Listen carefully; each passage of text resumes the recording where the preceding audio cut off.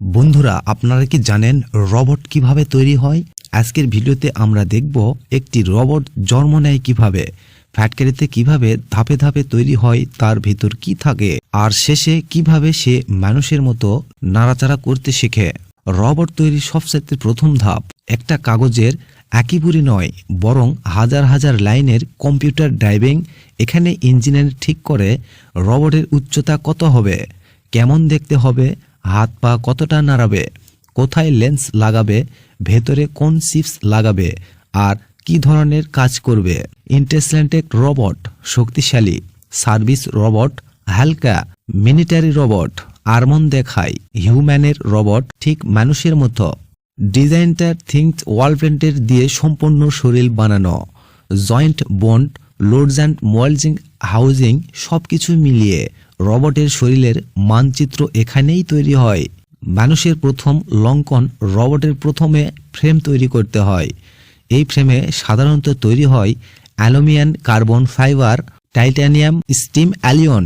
কারণ ফ্রেমের কাজ রোবটের শক্তি দেওয়া, সব যত্ন ধরে রাখা, ওজন বহন করা। ফ্যাক্টরিতে সিএনসি মেশিন দিয়ে কাটা হয় খুব নিখুঁতভাবে। এক একটা অংশ এত নিখুঁত যে 0.01 মিলি ভুল হলেও রোবট ঠিক মতো নড়তে পারবে না।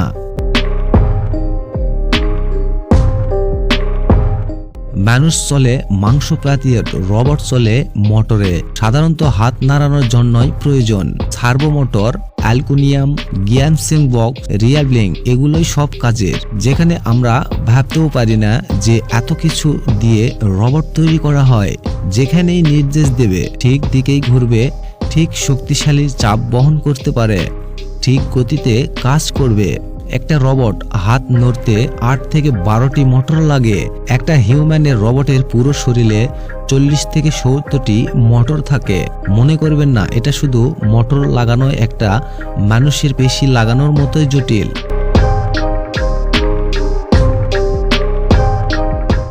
এখন রোবটের শরীরের ভিতর লাগানো হয় তার হাজার হাজার তার, যেগুলো বহন করে বিদ্যুৎ, ডেটা, সেন্সিয়াল সিগন্যাল, মোটরের কমান্ড। এক রোবটের ভিতরে প্রায় 200 থেকে 1000 তার থাকে। তাদের কাজ মানব শরীরের রক্ত যেমন চলাচল করে রোবটের শরীরে তেমনি কাজ করে বিদ্যুতে। তারগুলোর ফ্যাক্টরিতে টেকনোলজির রং দিয়ে রোড করা হয়, লাল পাউডার, নীল সেন্স, হলুদ ডেটা, কালো গ্রাউন্ড। একটি তার ভুল হলে রোবট বন্ধ হয়ে যাবে, নয়তো অদ্ভুতভাবে নড়বে।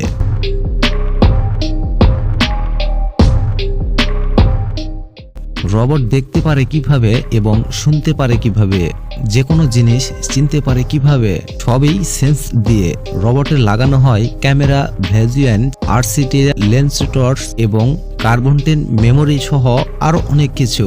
এগুলোর মধ্যেই রোবট সামনে কি আছে কি নেই তা বুঝতে পারে খুব সহজে।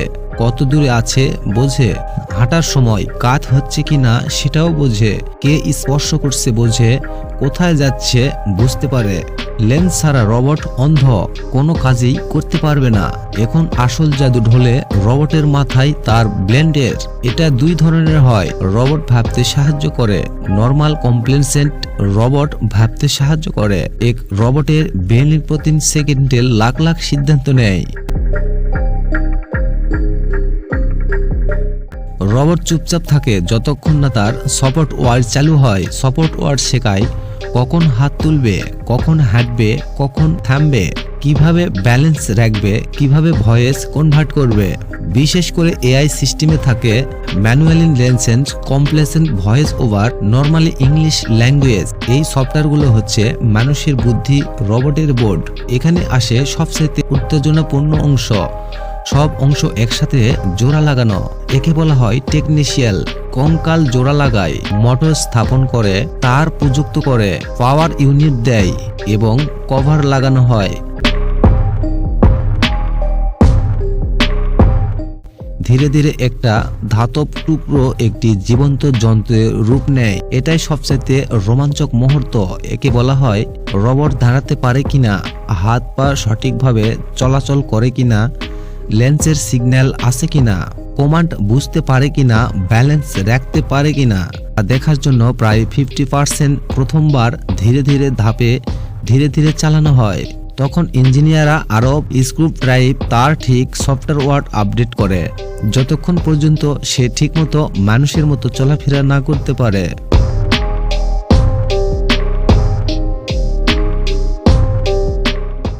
সব ঠিকঠাক হয়ে গেলে প্লাস্টিক ওভার সার্ভার লেন্স এবং হিউম্যান লাইফ স্কিন যদি মানুষের মতো রোবট হয়, কমান্ড কোড একদম নতুন সফটওয়্যারের রোবট তৈরি করা যায়। সব স্টেপস পাস হয়ে রোবটে পাঠানো হয় হাসপাতাল, কারখানায়, অফিস, মিলিটারি, হোটেল, দোকান এবং ল্যাব পর্যন্ত। তারপর সে মানুষের মতোই কাজে নেমে পড়ে।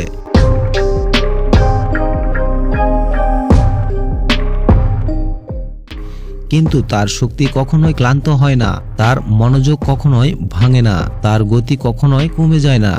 রোবট তৈরি মানেই মানবজাতির ভবিষ্যৎ তৈরি। এটাই হলো রোবট তৈরি হওয়ার পুরো প্রতিক্রিয়া।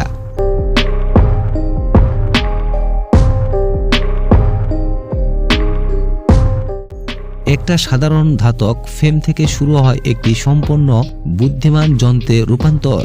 বন্ধুরা, ভিডিওটি প্রথমবার দেখলে এবং ভালো লাগলে অবশ্যই একটি লাইক করতে ভুলবেন না, আর আমাদের চ্যানেল সাবস্ক্রাইব করে পাশেই থাকবেন। ধন্যবাদ।